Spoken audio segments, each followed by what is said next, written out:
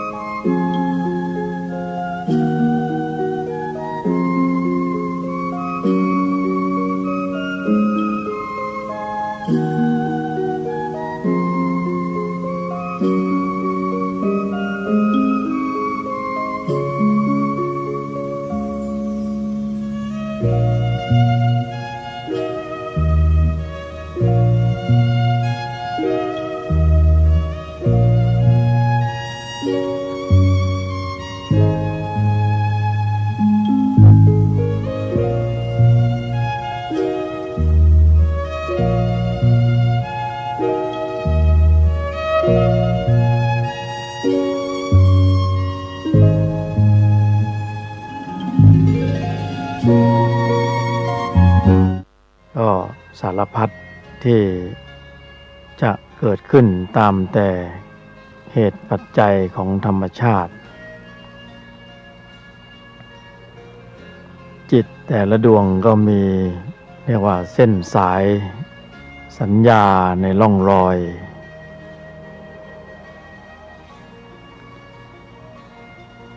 แม้ขณะนี้ก็สัญญาบุญให้ล่องลอยของธรรมคลื่นของบุญที่จะได้ปฏิติดต่อให้ได้อย่างต่อเนื่องก็ต้องอาศัยเหตุปัจจัยหลายอย่างที่เป็นองค์ประกอบทั้งนี้ทั้งนั้นก็ปัจจัยแรกเริ่มก็เห็นจะเป็นกุศลความดีที่มีกำลังก็ไม่ได้อยู่ตรงไหนเลยก็คือปัจจัยในภายในของเราทั้งหลายนี่เองที่เป็นแรงส่ง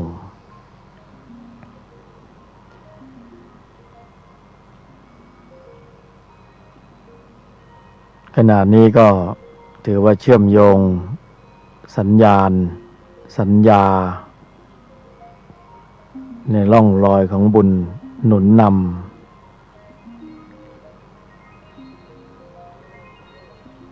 ไม่แน่ใจว่าจะปฏิติดประต่อได้ยาวนานขนาดไหน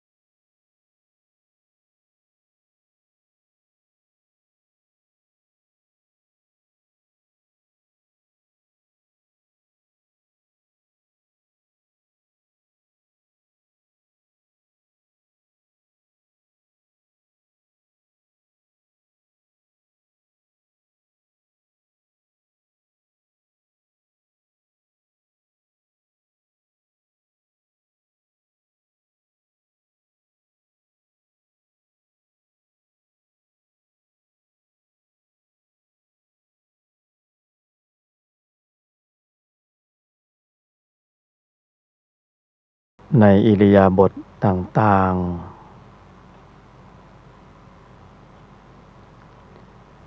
กายวาจาใจความคิดการกระทำคำพูดอยู่ในระดับมาตรฐานองค์ศีลเกิดในปัจจุบันขณะกำลังของจิตที่ประกอบด้วยความตั้งมั่นและปัญญากำลังเจริญอยู่ขอเน้นย้ำ2 ชั่วโมงธรรมนี้เรียกว่าโฟกัสกันลงไปให้ได้กำลังกุศลผลบารมีมากที่สุดเพียงแค่หยุดอยู่เฉยๆยังไม่ได้แสดงออกอะไร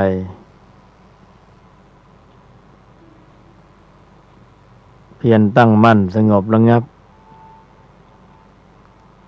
การส่งกำลังของจิต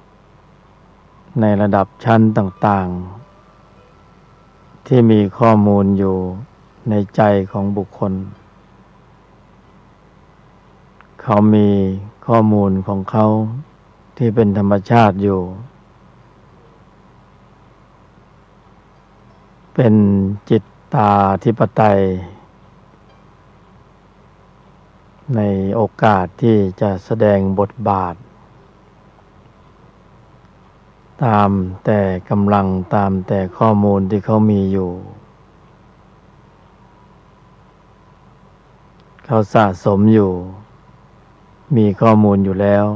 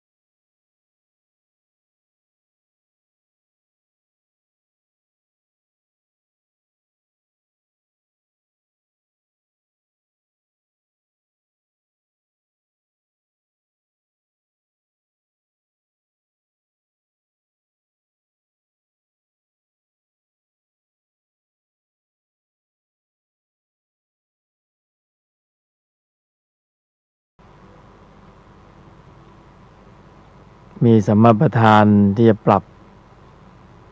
แต่งทิศทางของจิตด้วยข้อมูลของตนเองนี่แหละ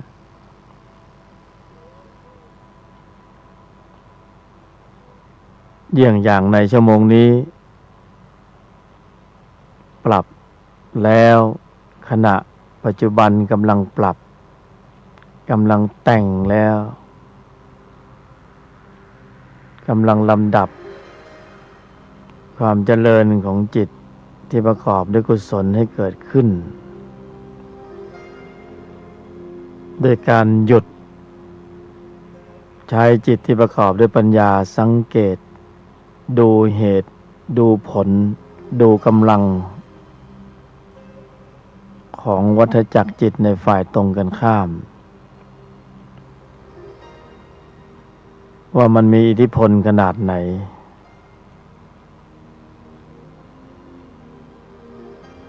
ที่จะประมาทไม่ได้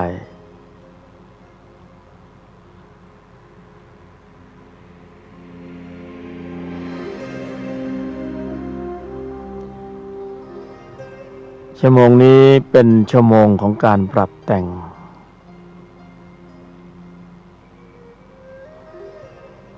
กำลังจูนสัญญาของธรรมสำหรับผู้ที่มีสัญญาในร่องรอยที่จะรับเหตุผลที่เหนือเหตุผลของวัฏจักรขึ้นไปมีแต่เหตุกับผลเท่านั้นเอง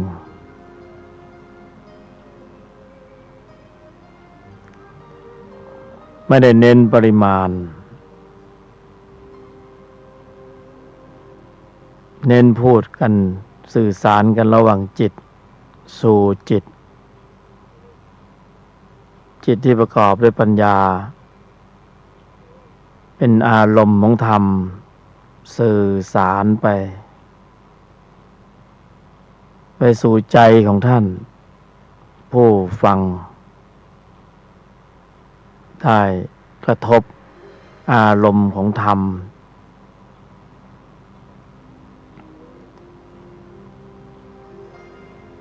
ไม่ได้คาดหวังแต่ธรรมชาติเป็นไปอย่างนั้นเองเมื่อภูมิภายในของเราของตนทั้งหลายมีกำลังของข้อมูลจิตที่ประกอบด้วยกุศลเป็นพืชเชื้อดั้งเดิมอยู่ก่อนย่อมเกิดการสัมปยุตสัมผัส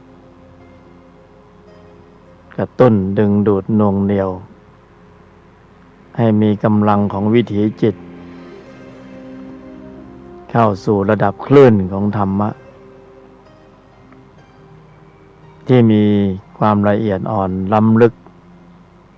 เป็นชั้นๆขึ้นไปในขณะเดียวกันนี้มันก็มีคลื่นของวัฏจักรคอยบั่นทอนเรียกว่าทวงถามหน่วงเหนี่ยวอยู่ตลอดเวลาเลยเขาก็ยังคงส่งกำลังของเขาแต่ตนทั้งหลายเพียรสะสมเพิ่มเติมกำลังที่จะพัฒนาตนปรับระดับคลื่นของจิตของตนเนี่ยขึ้นไปสู่คลื่นของธรรมให้ได้เพราะถ้านะคือได้หรือไม่ได้มันใช้คำว่าถ้าบุคคลใดก็ตามที่มีข้อมูลเป็นกำลังอยู่ก่อนเชื่อมโยงมันก็จะต่อยอดข้อมูลภายในจิตก็จะปรับระดับเป็นไปตามธรรมชาติก็จะไปสัมผัสคลื่นของธรรมะณจุดนั้นเป็นคลังของข้อมูลเหมือนเราเข้าไปในคอมพิวเตอร์ในอินเทอร์เน็ต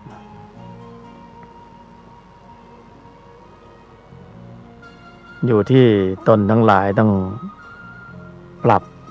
แต่งสภาวะจิตใจของตนเองให้มีกำลังละเอียดขึ้นไป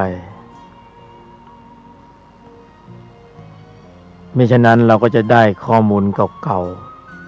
ๆข้อมูลวัฏจักรคลื่นวัฏจักรคลื่นมนุษย์คลื่นสวรรค์ชั้นภูมิอ่อนๆความละเอียดก็เข้ามาสู่วงจรของใจเราไม่ได้เพราะมัน คลื่นมันไม่ตรงกัน มันไม่ตรงก็ไม่เข้ากันไม่ได้ ก็ไม่ได้ข้อมูลเหมือน104.5ขนาดนี้ ถ้าตรงคลื่นก็ไม่มีปัญหา เหตุผลนั้นเข้าไปในเครื่องรับของเราแน่นอนที่น่าเป็นห่วงเพราะว่าใจของเรามันมีหลายช่องสัญญาณเหลือเกินเหมือนเรามีวิทยุอยู่เครื่องหนึ่งมีหลายคลื่นเหลือเกินนะอยากจะเปิดไปคลื่นไหนก็เปิดไปด้วยความปรารถนาใช้มือหมุนเอาแต่คลื่นจิตคลื่นใจนั้นเขาเชื่อมโยงกันด้วยไม่ต้องใช้มือสัมผัสเป็นอัตโนมัติตามแต่น้ำหนักข้อมูลไหนจะมีน้ำหนักในการเชื่อมโยงก็สามารถเชื่อมได้ทันทีทีนี้คนที่ศึกษาธรรมเนี่ยปรารถนาข้อมูลที่วิเศษพิเศษกว่าคือมีข้อมูลมากก็ภาษาโลกเขาบอกว่าได้เปรียบเนี่ยรู้แล้วไม่หลงคือเราปรารถนาไปถึงตรงนั้นเพราะว่ารู้แล้วได้เปรียบคือไม่ได้เปรียบว่าจะไปเอาเปรียบคนอื่นคือเปรียบเทียบได้ระหว่างโลกและธรรมคือได้เปรียบเทียบนะแล้วรู้มากเนี่ยมันไม่หลงเมื่อไม่หลงก็ไม่ถูกหลอกนะเพราะหลงไปก็โดนหลอกเอาง่ายๆนะโลกมันมีสารพัดหลอกคือมันเป็นสมมุติสัจจะมันไม่ใช่ของจริงล้วนแล้วแต่เป็นมายาเป็นของปลอมทั้งนั้นเลยแต่พวกเราก็ชอบมายาชอบของปลอมแต่ไม่ใช่ว่าของจริงพวกเราไม่ปรารถนาถ้าไม่ปรารถนาคงไม่มาเพียรศึกษาเพื่อที่จะขึ้นไปถึงสัจธรรมของธรรมชาติที่เป็นสัจจะจริงๆก็แสดงว่าอยู่ในโลกมายาแต่ไม่ใช่ว่าไปติดกับมันมากหรอกเพราะมันหนีไม่ออกมันจำเป็นต้องอยู่มันก็อยู่ไปอย่างนั้นแหละเนี่ยบางทีก็สนุกกับมันบ้างเป็นธรรมดาเพราะมันน่าลื่นลมน่าเพลิดเพลินกับมันแต่ว่ามันแย่ตรงที่ว่ามันมีรางวัลพิเศษให้รางวัลพิเศษที่พวกเราไม่ค่อยปรารถนาเนี่ยมีรางวัลที่ว่านี่ก็คือสภาวะทุกข์นั่นเองนั่นคือรางวัลของโลกมายาโลกวัฏจักรแม้แต่ขณะนี้พวกเราก็กำลังได้รับผลของมันอยู่ได้รับรางวัลของมันอยู่มันทิ่มมันแทงมันหล่อมันเลี้ยงนะให้เป็นนะไม่ให้ตายพอเราจะตายมันก็ต่อยอดมีของแปลกมาให้เราเพลินกับมันอีกพอเพลินเราก็หลงไปพอหลงไปแล้วก็หนักนะด้วยสภาวะทุกข์เราก็บอกสาหัสแล้วจะตายแล้วมันก็ต่อยอดอีกนะเพราะนั้นไม่ตายสักทีมันต่อเชื้อของวัฏจักรพอเราตายจากกายเนื้อมันก็บอกว่ามันไม่ตายจริง เพราะมันตายจากตรงนี้มันไปเกิดตรงโน้นอีกมันตายปลอมๆแล้วมันตายจากตรงโน้นก็ไปเกิดตรงนั้นอีกแล้วก็ตายจากตรงนั้นก็กลับมาเกิดตรงนี้อีกวัฏจักรวัฏสงสารมันตายไม่จริงนี่นามันตายปลอมแต่ตนทั้งหลายมาปฏิบัติธรรมนี่ตายจริงๆนะพระอริยบุคคลท่านนิพพานจริงๆท่านไม่มีเชื้อต้องมาเกิดอีกเมื่อไม่มาเกิดก็ต้องอิสระลอยตัวความทุกข์ไม่มาถามหาความทุกข์ไม่ต้องมาเคาะประตูใจหรอกเคาะประตูบ้านไม่พอมาเคาะประตูใจอีกโลกของมายาไงมันมาถามหาถ้าเราวืบไปนะเราก็เพลินไปอีกเสร็จอีกนี่แต่ก็เป็นอย่างนี้แหละดีอยู่อย่างหนึ่งดีสำหรับผู้ที่สร้างผลกุศลผลบารมีได้มีโอกาสได้สร้างบารมีกับสรรพสัตว์ที่มันตกทุกข์อยู่คือถ้าไม่มีคนทุกข์ไม่มีความทุกข์ก็ไม่มีคนที่จะไปปลดทุกข์เพราะนั้นก็คิดว่าเป็นบันไดขั้นหนึ่งสำหรับการที่เราจะพัฒนาจิตตนเองให้ขึ้นไปในระดับสูงก็ต้องพบเรื่องราวของความทุกข์เรื่องราวในสังคมต่างๆที่เราไม่คาดคิดว่าจะได้เจอก็ได้เจอแต่ผู้ที่ปราลบทุลธรรมอย่างพวกเราเนี่ยก็จะไม่ปล่อยโอกาสให้ผ่านไปนะเมื่อเห็นโอกาสในการสร้างบารมีจะเป็นชั้นทานหรือชั้นอะไรเราก็ฉกฉวยทันทีเป็นโอกาสหนึ่งในการสร้างบารมีก็2 วันก่อนได้มีสายกัลยาณมิตรจากเมืองหลวงก็โทรมาสนทนาอยู่เรื่องหนึ่งน่าสนใจพูดถึงเรื่องของคนมักขอหรือคนขี้ขอเขาก็บอกว่าอย่าได้ไปเห็นเขาผิดเลยโอกาสในการทำความดีมาถึงเราคุยไปคุยมาก็ยกประโยชน์ยกตัวอย่างไปถึงพระบรมศาสดาองค์สมเด็จสัมมาสัมพุทธเจ้าเขาก็พูดได้น่าฟังมีความคิดดีเขาบอกว่าเส้นทางของการสร้างบารมีของบุคคลโดยเฉพาะพระมหาบุรุษ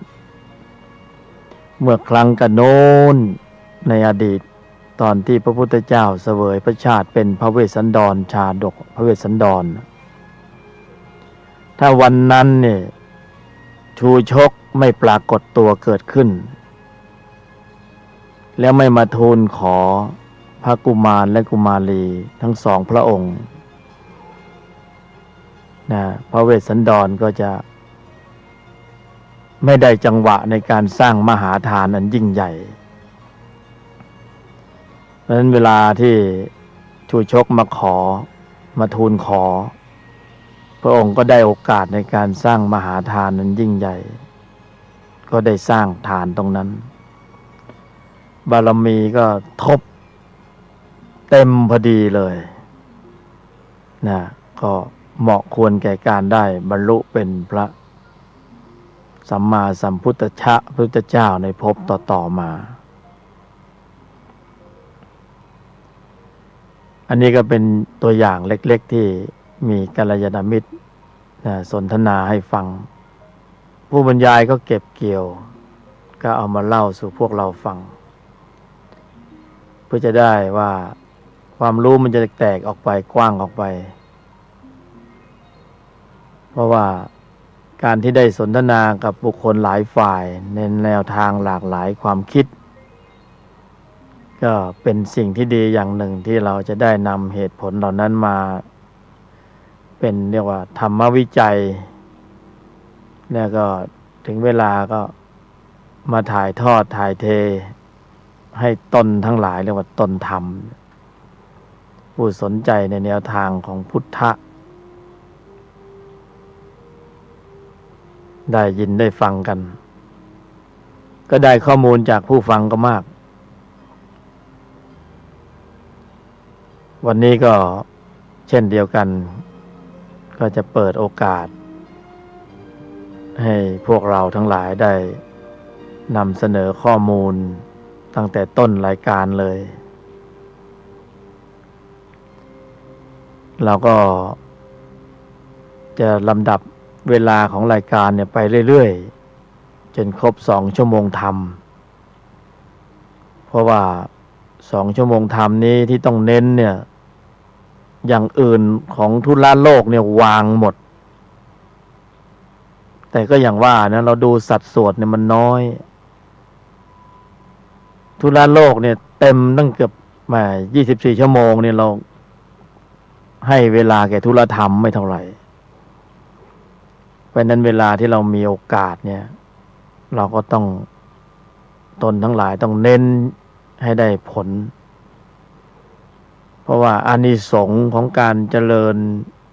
การแสดงออกในแนวทางของพุทธะหรือพุทธศาสนาเนี่ยตรงนี้มีอานิสงส์มีกำลังสูงมากถ้ากับเราผลิตการแสดงออกเยี่ยงอย่างนี้เหมือนกับเราค้าเพชรค้าทองถ้าเราไปผลิตการแสดงออกแบบโลกเนี่ยมันก็เรียกว่าค้ากรวดค้าหินค้าดินค้าทรายไปมูลค่าของเรียกว่ามูลค่าเพิ่มเนี่ยมันเทียบกันไม่ได้กับการอยู่ในแนวทางของธุรธรรมอานิสงส์จึงมีลำดับของกำลังที่สูงเพราะนั้นเราเน้นย้ำหน่อย2 ชั่วโมงธรรมนี้เราได้แลกกับชั่วโมงของวัฏจักรโลกแล้วให้มันคุ้มค่ากับการที่ต้องแลกมาด้วยเวลาของวัฏจักรแลกมาด้วยธุระของโลกแต่เราก็ต้องดำเนินด้วยธุระของธรรมดังนั้นกำลังมันจะมีน้ำหนักเป็นกำลังบุญสูงเรียกว่าได้สร้างการกระทำไว้ค้ำคานตุนรอไว้ก่อนเพราะเราก็ไม่รู้ว่าคือตอนนี้ยังไม่มีญาณอย่างรู้ถึงข้อมูลจิตไม่รู้ว่าจิตตัวไหนมันจะส่งกำลังถ้าเป็นกำลังของจิตที่ประกอบด้วยกุศลมันก็ไม่มีปัญหาหรอกสบายๆมันโปร่งมันเบามัน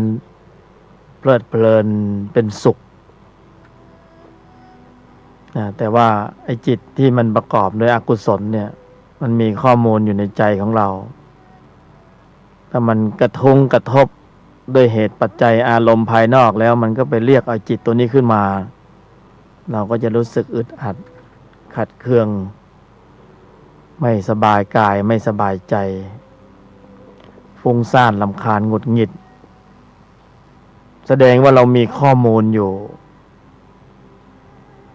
ถ้ามันไม่มีข้อมูลอยู่เนี่ยต่อให้กระทบสิ่งที่ไม่ดีขนาดไหนอารมณ์แบบวัฏจักรขนาดไหนมันไม่มีการต่อติดหรือสัมปยุตกันสัมผัสกันนี่ความที่ว่าพวกเรามีข้อมูลตรงนี้อยู่มันก็ปรากฏเป็นอารมณ์ขึ้นสู่วิถีจิตเป็นความฟุ้งซ่านรำคาญหงุดหงิดเหนื่อยหน่ายท้อแท้นี่คือธรรมชาติที่มันมีจริงเป็นจริงมันเกิดขึ้นจริงๆแต่อยู่ในใจของเรานี่แหละเราปฏิบัติธรรมนี่เราก็ต้องการจะไปค้ำคานหรือไปถอดถอนไปขจัดข้อมูลในพวกนี้ถ้าข้อมูลมันไม่มีเนี่ยเราก็จะมีแต่ข้อมูลที่เป็นกุศล เมื่อข้อมูลใจที่เป็นอกุศลถูกขจัดออกไปมีแต่ข้อมูลจิตที่ประกอบด้วยกุศลพวกเราก็จะเป็นคนที่เป็นผู้รู้เป็นผู้ตื่นเป็นผู้เบิกบานแม้เพียงแค่สัมผัสกระแสของสภาวะจิตที่เป็นกุศลนะอันประกอบด้วยคุณญฤทธิ์อ่อนๆเนี่ยนะแล้วก็เป็นผู้รู้ผู้ตื่นผู้เบิกบานเวลาที่มีการกระทบกับเหตุอารมณ์ภายนอกอีกเจ้าอากุศลจิตที่มันยังมีข้อมูลอยู่เนี่ยมันยังส่งกำลังได้อยู่แต่เชื่อเถอะมันขึ้นแป๊บเดียวมันก็จะเจอเหตุผลของธรรมะคือจิตที่ประกอบด้วยกุศลที่ตนทั้งหลายได้บำเพ็ญสะสมไว้ก่อนเนี่ยเคลื่อนกำลังไปลบล้างมันนี่เขาทำงานอยู่แล้วโดยธรรมชาติเขาทำงานเองโดยธรรมชาติเหมือนแสงสว่างที่มีหน้าที่ในการบดบังทำลายความมืดเราไม่ได้ไปสั่งว่าแสงสว่างต้องทำลายความมืดนะเราไม่ต้องไปสั่งเราเพียงแค่ทำเหตุปัจจัยของแสงสว่างให้ปรากฏเกิดขึ้นแค่นั้นเองเหตุปัจจัยของแสงสว่างเกิดขึ้นแสงสว่างก็ทำหน้าที่ขจัดความมืดเพียงแค่ปรุงแต่งเหตุปัจจัยของการแสดงออกให้กำลังของจิตที่ประกอบด้วยพละสติสมาธิปัญญาเกิดบ่อยๆมากๆเนืองๆจนเป็นนิสัยจนเป็นกำลังจนเป็นพละที่มีความแข็งแกร่งขึ้นมาแค่นั้นเอง แค่นั้นเองนะยิ่งพูดมันง่ายนะแค่นั้นเองแค่นั้นเองนะเวลาอากุศลจิตมันจะขึ้นมาพละเหล่านี้มีข้อมูลอยู่ก่อนแล้วจึงมีกำลังในการหักล้าง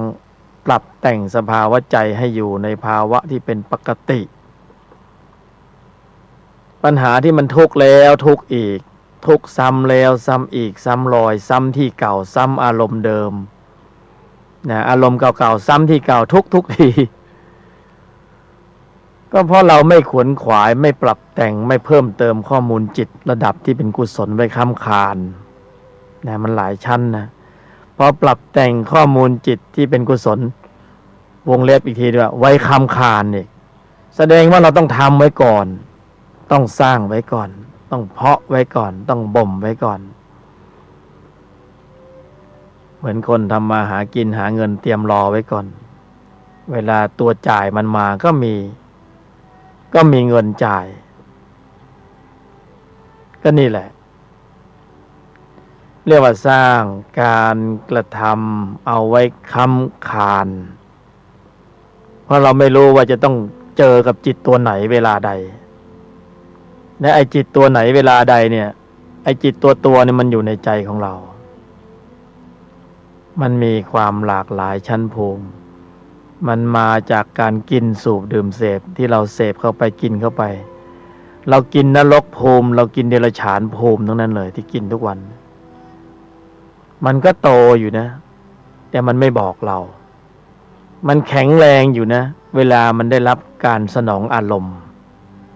มันแข็งแกร่งอยู่นะแต่มันแอบอยู่ในใจของเรามันไม่บอกมันไม่โผล่หัวออกมาให้เห็นง่ายๆแต่เวลาเสียหน้าเสียราคาเสียผลประโยชน์ภายนอกมันจะมากับความมืดคือมืดบอดทางปัญญาเนี่ยมันมาแล้วมาพร้อมกับความรุนแรงและพลังงานอันคาดไม่ถึงบางทีก็เตะเสาหักเลยเสาไม่หักหรอกขาหักซะก่อน นี่มันเป็นซะอย่างนี้บางทีขับรถอยู่เนี่ยไอ้กรรมตัวนี้มันเข้าเนี่ยมันก็เหยียบคันเร่งสมิธเลยไปชนคันหน้าเลยซวยไปมันสามารถที่จะผลักดันให้เกิดพฤติกรรมการแสดงออกแบบหลุดโลกนะแบบหลุดโลกคือมันหลุดจากโลกชีวิตประจำวันแล้วเข้าไปอยู่ในคุกตารางนั่นหลุดโลกเข้าไป ไปได้โลกใหม่โลกที่มันมีความคับแคบเนี่ยโลกที่บีบคั้นโลกที่เป็นนรกภูมิเพราะนั้นอยู่ในมนุษย์โลกเนี่ยในภูมิมนุษย์ดีๆก็ดีอยู่แล้วแต่ว่าอย่าให้ลดระดับชั้นตกชั้นไปสู่ชั้นต่ำกว่านะเราต้องพัฒนาเพื่อจะขึ้นไปสู่ชั้นภูมิที่สูงขึ้นไปในขณะที่กายนี่เป็นมนุษย์นี่นะนี่ไปในขณะที่ข้อมูลจิตของเราเนี่ยในชีวิตประจำวันเนี่ยนะเรากำลังพัฒนากำลังปรับแต่งเพื่อที่จะอัปเกรดของจิตตนเองไปสู่อีกระดับหนึ่งในฐานะขณะที่มีกายเนื้อเป็นมนุษย์แต่ว่าจิตใจนั้นอาจจะข้ามความเป็นมนุษย์ไปแล้วข้ามไปแล้วกายเป็นมนุษย์นะแต่สภาวะจิตนั้นข้ามความเป็นมนุษย์ไปแล้วไปชั้นไหนภูมิไหนก็เฉพาะบุคคลนะแต่ในทางตรงกันข้ามนั่นรู้แล้วผู้บรรยายจะพูดอะไรในทางตรงกันข้ามเนี่ยกายเป็นมนุษย์แต่ว่ามันไม่ได้ข้ามชั้นมนุษย์ไปแต่มันลดระดับต่ำลงจากกว่ามนุษย์ลงไปอีกนะต่ำกว่ามนุษย์ลงไปอีกก็ดูว่ามีชั้นภูมิอะไรบ้างนะที่เราศึกษาก็จะมีนรกเปรตนะดิรัจฉานที่เห็นตัวนี่เป็นดิรัจฉานที่มองไม่เห็นนะก็นรกของวิญญาณนะวิญญาณก็มีนรกของวิญญาณอันนี้ลดระดับต่ำจากมนุษย์นะพิสูจน์ทราบจากข้อมูลในปัจจุบันพิสูจน์ทราบจากพฤติกรรมการแสดงออกอันเป็นส่วนแสดงข้อมูลของจิตแสดงออกแบบไหนก็แสดงว่าจิตภายในมีข้อมูลแบบนั้นข้อมูลจิตมีข้อมูลแบบใดแบบนั้นก็แสดงว่ามันต้องอยู่ในภูมิไหนภูมินั้นนั่นแหละเราก็วิเคราะห์เอาสมมุติมันดุเหลือเกินมันโหดเหลือเกินเหี้ยมเหลือเกินกลายเป็นมนุษย์นะมันโกงเหลือเกินกินเหลือเกินกลายเป็นมนุษย์แต่ว่าจิตอยู่ในชั้นภูมิเปรตจิตอยู่ในชั้นภูมิของอสุรกายนะจิตอยู่ในชั้นภูมิของนรกก็ส่วนแสดงข้อมูลมันจะปรากฏออกมานะก็มันช่วยไม่ได้นะไม่มีข้อมูล มันไม่มีเครื่องมือไว้สำหรับวัดว่าไอ้นี่มันอยู่ภูมิไหนจะสังเกตออกก็ตอนที่แสดงออกมาเนี่ยแสดงออกมันจะอย่างรู้เลยอ๋อแสดงออกแบบนี้มันต้องมาจากอิทธิพลของจิตตัวนี้ถ้ามาจากอิทธิพลของจิตตัวนี้มันต้องมาจากภูมินี้เมื่อมันตายแล้วมันจะไปภูมิไหนล่ะนะเมื่อเขาตายแล้วเขาจะไปอยู่ภูมิไหนจิตเขาอยู่ตรงไหนภูมิไหนก็ไปภูมินั้นคือเผ่าพันธุ์ไหนก็เผ่าพันธุ์นั้นแยกเผ่าแยกเผ่าพันธุ์ไปแต่พวกเรานี่ฉลาดเพราะเรารู้จักฝึกว่า2 ชั่วโมงทำหรือก่อนหน้านี้เป็นชั่วโมงทำมากมายเรารู้จักปรับเนี่ยเรากำลังขาลงแล้วปรับแต่งแล้วปรับแล้วแต่งแล้วเพื่อที่จะเดินทางแล้วถ้าเกินวัยกลางคนก็ขาลงแล้วเตรียมลงแบบสง่าผ่าเผยแล้วแค่ลงทีโครมเนี่ยคือปรับแต่งสภาวะของใจให้อยู่ในตำแหน่งที่จะเคลื่อนไปสู่ที่อยู่ใหม่เตรียมพร้อมสำหรับการเดินทางต่อหลังจากที่อีกไม่นานกายเนื้อนี้มันจะต้องแตกทำลายเราจะต้องเตรียมข้อมูลจิตที่จะไปสู่ภูมิใหม่ด้วยการเพาะการแสดงออกให้ผลิตจิตที่ประกอบด้วยกุศลในภูมิใหม่ที่เราอยากไปถ้าอยากไปโลกุตตรภูมิก็ผลิตกำลังของจิตที่ประกอบด้วยกุศลทบชั้นลำดับไปตามชั้นภูมินี่เป็นเหตุเป็นผลของวัฏจักร เนี่ยเป็นสิ่งที่เป็นจริงเป็นสัจธรรม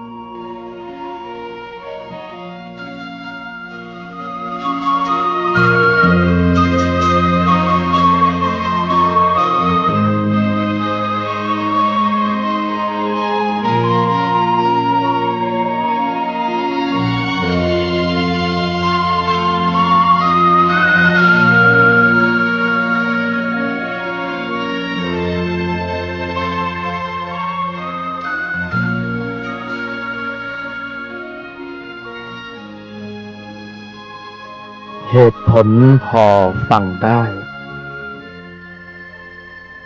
นะเป็นเหตุผลที่พอฟังได้ ฟังแล้วเกิดปัญญา ฟังแล้วกระตุ้น ฟังแล้วก็ปรับแต่งสภาวะจิตของท่านผู้ฟัง แล้วก็ของผู้บรรยาย แล้วก็ปรับไปพร้อมๆกัน นี่ก็เริ่มหมุนเวียนเข้าสู่วงจรของธุลธรรม ก็คือเกิดการลำดับความเจริญเกิดขึ้นของจิตที่ประกอบด้วยกุศลในภายใน ตอนนี้ติดเครื่องยนต์แล้วเขาเดินเครื่องแล้ว ตอนแรกๆเนี่ยมันไม่เคยติดต่อไม่เคยติด เพราะว่าจิตวัฏจักรมันหลากหลายมันทิ่มแทงมันเป็นนักเลงประจำใจมันมีอิทธิพลอยู่ขวางลำอยู่แล้วก็มีวิธีต่อติดปฏิติดประต่อให้เกิดธุลธรรมในภายในหลายวิธีเป็นอุบายนะบางอุบายก็ใช้มนต์ภาวนาสวดมนต์เป็นหลักบางอุบายก็มองยอดองค์พระธาตุให้จำติดตาบางอุบายก็เพ่งรูปของพระพุทธรูปคือมองสัมผัสในสิ่งที่เป็นกุศลที่จะมีส่วนในการเชื่อมโยงให้ภายในเกิดกำลังอันนี้เป็นอุบายวิธีอย่างหนึ่งถ้าเราไปมองแบบโลกมันก็ต่อติดแบบโลกอีกไปมองรูปอื่นๆที่มันเป็นการส่งเสริมวัฏจักรแต่ว่าธุลธรรมนี่เขาให้มองรูปอื่นๆที่เป็นการตัดกำลังของวัฏจักรเรียกว่าตัดสัญญามันไม่ให้มันต่อการมาปฏิบัติธรรมนี่คือตัดสัญญาให้สั้นลงสัญญาจะค่อยๆสั้นลงเหตุปัจจัยจะน้อยๆลงเราอยู่ในธุลธรรมจะมากขึ้นพอธุลธรรมมากขึ้นภาระของโลกมันจะลดลงภาระไอ้ที่เรามาบ่นบอกโอ้ยไม่มีเวลางานเยอะธุระแยะธุระมากโอ้จบมันวนเวียนอยู่ที่เก่าแล้วอย่างนั้นมันดูดไปอยู่ในภูมิของมันหมดใช้ธุลธรรมตัดสัญญาของวัฏจักรตัดสัญญามันจะเริ่มปลีกตนชอบความสงบเริ่มไม่ค่อยอยากยุ่งกับคนมากถ้ามีธุรกิจหน้าที่การงานก็บารมีขึ้นชั้นแล้ว เริ่มมีคนทำงานแทนไม่ต้องทำงานก็มีกินอยู่เฉยๆสวดก็มีมนุษย์เอามาถวายเห็นไหมอย่างผู้บำเพ็ญธรรมที่ดำเนินอยู่ในธุรธรรมก็มีคนมาปรารถนากุศลผลบารมีก็ต้องมาเชื่อมโยงนะจะเชื่อมอย่างไรก็ต้องเอาวัตถุทานมาเชื่อมนะเชื่อมอยากเชื่อมกับผู้บรรยายยกธรรมก็ฟังธรรมนะฟังธุรธรรมอยากต่อสัญญาให้ยาวกว่านี้นะอาศัยบารมีกุศลผู้บำเพ็ญธรรมแล้วก็ถวายทานถวายทานของฟรีไม่มีในโลกนี่ท่านก็ต้องจ่ายกุศลผลบารมีไปสะเดาะเคราะห์ไปล้างกรรมให้เราไปเพิ่มเติมข้อมูลจิตที่ประกอบด้วยกุศลแต่จริงๆแล้วขณะประกอบการแสดงออกตรงนั้นก็สำเร็จผลตรงนั้นแล้วมันก็มีเกิดขึ้น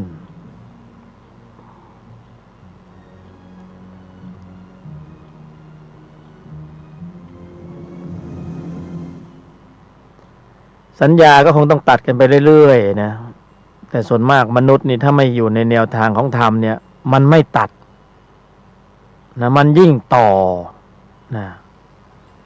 คือบางทีตัดสัญญาแบบวัฏจักรเนี่ยมันก็เป็นการต่อไปเพราะฉะนั้นการต่อหรือการตัดเนี่ยตัดสัญญาเนี่ยมีวิธีการเดียวคือต้องจ่ายธรรมต้องนำพาไปสร้างชั่วโมงธรรมนะแล้วก็สัญญาในการข้อวัดที่ตัดสัญญาของวัฏจักรได้มีกำลังสูงที่สุดคืออริยมรรคมีองค์8นะสมถกรรมฐานก็ยังตัดไม่ขาดนะตัดไม่ขาดก็นึกว่าตัดขาดแล้วไปเกิดเป็นพรหมอ้าวยาวนานต้องลงกลับมาเกิดเป็นมนุษย์อีกครั้งหนึ่งในวาระหนึ่งแต่ถ้าจะตัดให้ขาดเลยเนี่ยมันต้องใช้เครื่องมือตัดที่มีประสิทธิภาพมันเหนียวเนี่ยกิเลสมันมียางยืดนะตัดชึบอ้าวนึกว่าขาดมันยังมีสายใยต่ออีกนะตัดยังไงตัดไม่ขาดนะต้องใช้ปัญญาชั้นสูงนะสุตตะจินตาไม่พอต้องใช้ภาวนามยปัญญาขั้นสูงปัญญาขั้นสูงก็ต้องเกิดกระบวนการในการผลิตปัญญาจะทำยังไงให้ปัญญาเกิดก็อ่านมาฟังมาก็ยังไม่พอต้องกำหนดควบคุมการแสดงออกในแนวทางของพุทธศาสนาปรับแต่งทิศทางของจิตของใจเข้าสู่ในแนวทางของอารมณ์ธรรมให้เกิดการผลิตกำลังของอริยมรรคมีองค์8มนุษย์เท่านั้นที่ทำได้รูปอื่นนามอื่นทำไม่ได้ทำได้ในสมัยที่เป็นมนุษย์เพราะนั้นพอเข้าสู่วงจรหรือโปรแกรมหรือระบบของอริยมรรคในภายในเนี่ยอานิสงส์สูงมากมันตัดครั้งหนึ่งเนี่ยมันย่นระยะทางของวัฏจักรหายไปครึ่งหนึ่งแวบเพราะนั้นเวลาบรรลุทีเดียวนี่สัญญาร่องรอยต่างๆข้างหลังนั้นเป็นโมฆะไปหมดเลย หายไปหมดเลยนะเหมือนวิ่งไปถึงจุดชายแดนนะมันนะตามไม่ทันกระโดดข้ามไปฝั่งนู้นนะเข้าไปในเขมรแล้วไปถือกฎหมายใหม่ของเขมรฝั่งไทยนี่บ่อมีไกลเลยขยับไม่ออกก็เหมือนกันนะพอบำเพ็ญกุศลมาถึงระดับเข้าสู่วงจรของอริยมรรคนะกรรมมันตามวิ่งมาถึงแวบกระโดดเข้านิพพานไปที่เหลืออยู่นี่เป็นโมฆะไปแต่ถ้ายังมีสังขารอยู่ยังมีวิบากกรรมต้องชดใช้อยู่เช่นพระโมคคัลลานะเช่นพระโมคคัลลานะในยุคสมัยที่ท่านเกิดเป็นมนุษย์และท่านเคยทำวิบากอกุศลกรรมกับบุพการีไว้ถึงตรงนั้นนี่จิตของท่านไปแล้ววิบากจิตหรืออกุศลต่างๆมันส่งไม่ถึงแต่ว่าในชั้นกายนี่ต้องได้รับผลอยู่เนี่ยตัวนี้เป็นสำคัญนี่อย่างพวกเรานี่เราฝึกทุกวันเนี่ยเราสะสมไปเราใช้กำลังของเราก็สะสม มันก็จะได้กำลังของข้อมูลนี้เรื่อยๆนะและถึงที่สุดเนี่ยมันจะเข้าสู่ระดับของสภาวะญาณตรงไหนก็ไม่รู้ละมันอยู่ที่การสะสมไปเรื่อยๆอย่างเงี้ยเก็บเกี่ยวไปวันละหน่อยวันละหน่อยนะโอกาสในการเก็บเกี่ยวก็ในช่วงจังหวะที่เป็นมนุษย์นี่เพราะฉะนั้นถ้าสู่วงจรของอริยมรรคที่มีอานิสงส์สูงสุดก็ได้กุศลผลบารมีมากนะเวลาเราอยู่ในวงจรของวัฏจักรยังใช้พฤติกรรมการแสดงออกเชกเช่นเดิมเนี่ยมันเป็นการต่อเชื้อไปเรื่อยๆนะต่อไปเรื่อยๆต่อไม่มีจบแต่เราปฏิบัติธรรมเราต้องการจบเพราะฉะนั้นต้องเข้าร่องรอยของธรรมที่เป็นศักยภาพในการตัดนะนี่เราไม่ตัดเราดันไปต่อเราก็นึกว่าไอ้ที่ตัดนั่นเนี่ยมันที่ต่อนั่นมันเป็นตัดไม่ใช่นะก็คือกงกรรมกงเกวียนเพราะฉะนั้นยอมหยุดเย็นนี่เป็นทฤษฎีที่สำคัญที่สุดยอมหยุดเย็นแต่โคตรเจ็บปวดเลยเจ็บปวดธรรมดานี่ไม่พอใช้คำว่าโคตรเจ็บปวดคือมันสาหัสสากันมากแต่ที่เราสาหัสเนี่ยมันไม่ใช่ว่าใครมาทำให้เราที่เราสาหัสก็คือข้อมูลของเราเองที่มันมีอยู่ในใจอยู่ก่อนเนี่ยเวลามันส่งกำลังแล้วขึ้นสู่วิถีจิตเนี่ยมันมีความเข้มข้นสูงเพราะไอ้เรามันสะสมไว้เยอะไว้หนาแน่นไงเวลากระทบหนักมันก็ออกมาหนักมันก็เข้มข้นสูงเพราะเข้มข้นสูงมันก็ทุกข์ไม่ธรรมดานะมันโคตรทุกข์เลยเนี่ยมันไม่ใช่ว่าอะไรใครมาทำให้เราถ้าศึกษาจริงๆเราจะเห็นว่าทั้งหมดทั้งปวงนี่นะมันคือของเรานี่แหละมันไม่ใช่ของใครนะแต่ว่าที่ต้องไปมีเหตุมีเรื่องราวกับบุคคลอื่นภายนอกมันเป็นปัจจัยของการส่งผลของวิบากที่สื่อคลื่นเดียวกันมันก็เลยไปเชื่อมโยงกับคลื่นวิบากของคนอื่นที่มันมีเหตุเหมือนกับเราโอ้ละเอียดล้ำลึกนะคุยไปคุยมาก็ทีแรกว่าจะลำดับการบรรยายช้าๆนิ่งๆนุ่มๆพูดไม่ให้เร็วๆเนี่ยเผลอไปก็พูดเร็วอีกนะเพราะนั้นก็อยู่ที่พวกเราที่จะเก็บเกี่ยวเอาเหตุเอาผลที่เป็นกุศลก็เก็บกันไปไอ้ส่วนที่มันไม่เป็นกุศลมันตลกบ้างมันเล่นบ้างก็ไม่ต้องเกี่ยวไปนะเก็บเอาส่วนที่ดีๆที่เป็นกุศล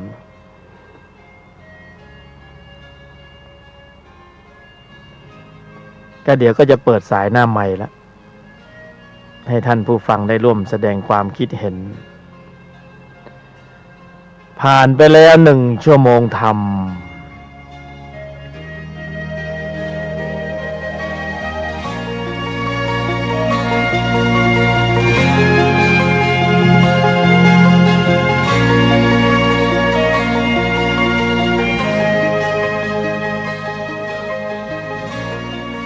จิตที่ประกอบด้วยกุศลเป็นอันมาก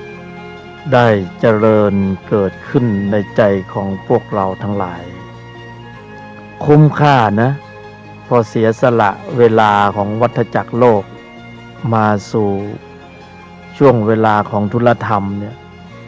อานิสงส์หนักนะมีกำลังเยอะผลิตกำลังของกุศลได้มากเอาไว้ถ่วงดุลวิบากอย่างนี้แหละคือสะเดาะเคราะห์แบบถอนรากถอนโคนเด็ดขาดเลยนะหลักการก็ปรุงแต่งจิตที่ประกอบด้วยกุศลเป็นกำลังไว้ถ่วงดุลข้อมูลจิตที่ประกอบด้วยอกุศลภายในดั้งเดิมที่มีอยู่ก่อนนะเปรียบเทียบง่ายๆก็เปิดน้ำใส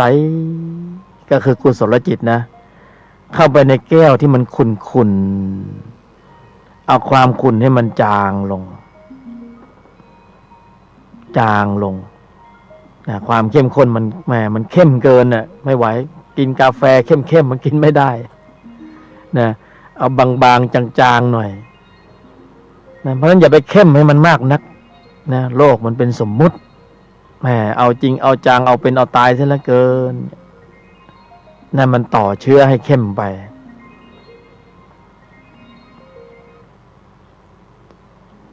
810406เข้าสู่ชั่วโมงธรรมที่สอง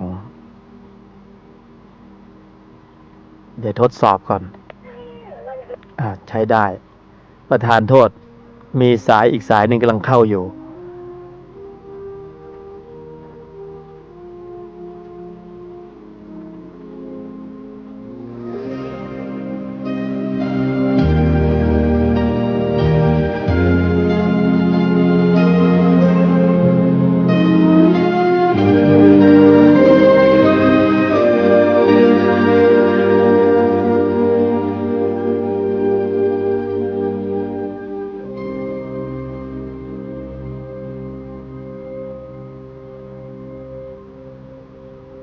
เข้าสู่ชั่วโมงธรรมที่สอง0538104006ร่วมนำเสนอแนวความคิดเห็นในแง่มุมต่างๆ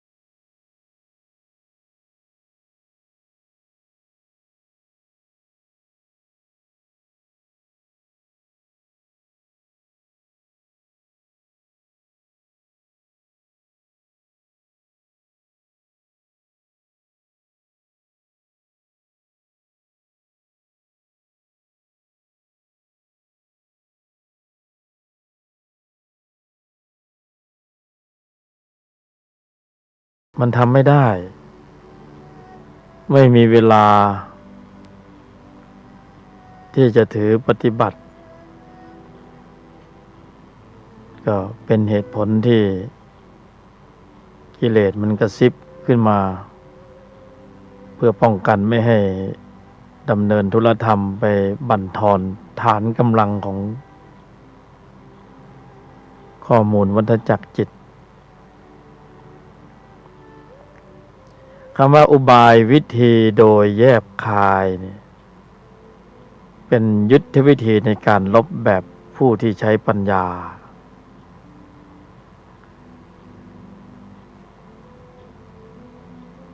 เป็น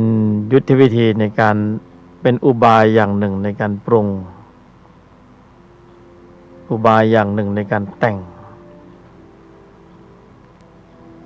คือถ้าปรุงอย่างนี้แต่งอย่างนี้กุศลภายในเคลื่อนกำลังถ้าปรุงอย่างนี้แต่งอย่างนี้อกุศลภายในไม่เคลื่อนมันก็เป็นวัฏจักรจิตฝ่ายตรงกันข้ามเคลื่อนกำลังแต่ถ้าใช้อุบายวิธีโดยแยบคายแต่ละท่านก็จะมีเรียกว่ายุทธวิธีในการปรุงแต่งที่แตกต่างกันตามแต่ข้อมูลที่ได้ศึกษาเรียนรู้และข้อมูลดั้งเดิมที่ตนทั้งหลายถือว่าได้ฝึกฝนเจริญอบรมศึกษาปฏิบัติมากันก่อนหน้านี้แล้วคือก่อนหน้าที่จะมีการอุบัติปฏิสนธิเป็นมนุษย์เนี่ยข้อมูลจิต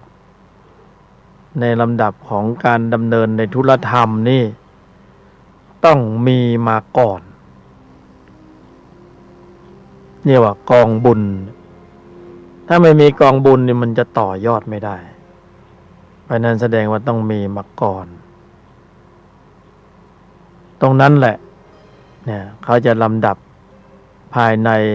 เองว่าจะปรับแต่งจะปรุงแต่งจะจัดสรรอย่างไรเพื่อเป็นการเพิ่มเติมกำลังข้อมูลของจิตที่ประกอบด้วยกุศลเหมือนกับว่าถ้าเปรียบเทียบในชั้นนอกในชั้นโลกก็ทุกคนมีร้านค้าคนละ1 ล้านร้านค้านะคนละ1 ล้านแต่ละโลกแต่ละนามก็มีทุนมีทำเลมีตลาดแต่ก็ต้องขึ้นอยู่เนี่ยเมื่อมีเหตุปัจจัยตรงนี้ก็ต้องขึ้นอยู่กับว่าจะบริหารอย่างไรให้มีกำไรจะใส่แท็กติกลงไปอย่างไรจะตกแต่งหน้าร้านอย่างไรจะโฆษณาอย่างไรจะบรรจุภัณฑ์อย่างไรจะพูดอย่างไรด้วยดีให้ลูกค้ามาแล้วมาอีกหรือว่าจะค้าอย่างไรขายอย่างไรมาครั้งเดียวครั้งต่อไปเข็ดแล้วเงี้ยก็เช่นเดียวกันทุกคนมีอิสระในการบริหารจัดการธุรธรรมก็เช่นเดียวกันมีอิสระในการบริหารจัดการภายในที่จะออกอุบายอย่างไงจะแต่งอย่างไรให้ได้กำลังของกุศลเพราะเป้าหมายต้องการผลิตกุศลในภายในจะมีอุบายมีวิธีการอยู่บางทีก็อุบายวิธีการยังไม่พอก็ต้องไปศึกษาเพิ่มเติมอย่างเช่นว่ามาหาแท็กติกใหม่ๆเรียนรู้จากสำนักธรรมครูบาอาจารย์หรือรายการธรรมะอื่นๆก็ได้ยุทธวิธีที่พิเศษแล้วเราก็ต้องกลับไปแต่งใจของเราเองไปปรุงใจของตนเองไปแต่งร้านตนเองให้มันขายได้แต่งการแสดงออกให้มันผลิตกุศลผลบารมีได้ขึ้นอยู่กับตนเรานั่นเองแต่เป็นเรื่องของกุศลผลบารมีเป็นเรื่องของตนภายในตนเราแต่ถ้าเป็นเรื่องของโลกเนี่ยมันขึ้นอยู่กับตัวเรา ตนเราเนี่ยเป็นเรื่องของกุศลผลบารมีจะทำอย่างไรที่จะให้ถ่วงดุลข้อมูลของอกุศลที่มันมีอยู่เนี่ยให้มันเบาบางใช้อุบายวิธีอย่างไรในการที่จะยืนยังไงเดินยังไงนั่งยังไงสวดยังไงพูดยังไงคิดยังไงทำอย่างไรแล้วมันไม่ให้เกิดการสูญเสียดุลยภาพนะหรือขาดทุนนั่นเองบริหารอย่างไรไม่ให้ขายแล้วเจ๊งแสดงออกอย่างไรที่แสดงออกแล้วไม่ติดลบเกิดจิตที่ประกอบด้วยอกุศลในภายในไม่คุ้มเพราะฉะนั้นเนี่ยมันก็เลยเกิดคำว่าในได้มีเสียในเสียก็มีได้อยู่คือพระเวสสันดรต้อง